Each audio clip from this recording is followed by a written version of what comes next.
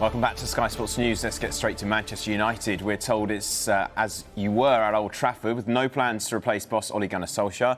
That's despite Saturday's defeat by Manchester City, which led to increased criticism of the United boss. As things stand, he's expected to be in charge to face Watford after the international break. And speaking on his latest podcast, Gary Neville fears the situation could get even tougher for both Solskjaer and United. I think they've got Watford away, Villarreal away, and then Chelsea away. That's a horrid week. That's a horrid week, that. You know, so this is not going to get any easier in the short term. This is a train off the track at the moment. It's a train off the track because last season I think that people said second in the league is progression. It's now not. It's now not, and that has to reverse very quickly. And I don't know how that happens because these against the big teams, they look desperately short, and they shouldn't be desperately short. And that's where the manager comes under enormous pressure, and that's where questions start getting asked. Well, the board at Old Trafford appeared determined to stick with Solskjaer, and we understand the process to appoint a successor to Chief Executive Ed Woodward, who leaves at the end of the year, will have no impact on decisions surrounding Solskjaer's future.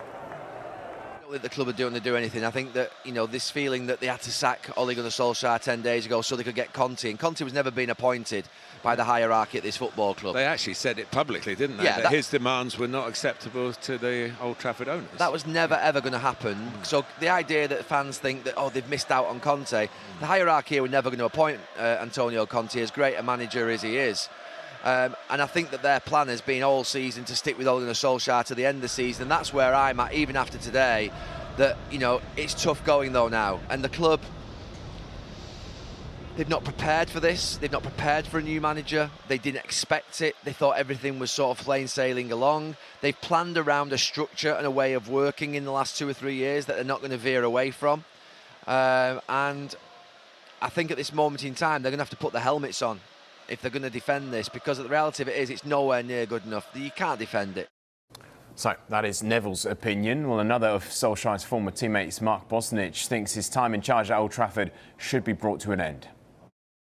Loyalty is a wonderful thing, but you can have too much of anything. And this is not about loyalty now. I think everyone, including myself and all other pundits, have showed their loyalty towards Ole. And we want him desperately to do well. But at this moment in time, it's just not looking like that. And it becomes inevitable to make a change, as hard as it may be. And right this moment in time, I don't see no other choice for the club. You hope, and I pray every time that Manchester United play that they're going to turn it around. But right now, it just doesn't look that way. There was nothing more than I would love for Ole Gunnar Solskjaer to turn this round, win the next 25 games in a row and win the league, and then win all the games in the Champions League and win that too.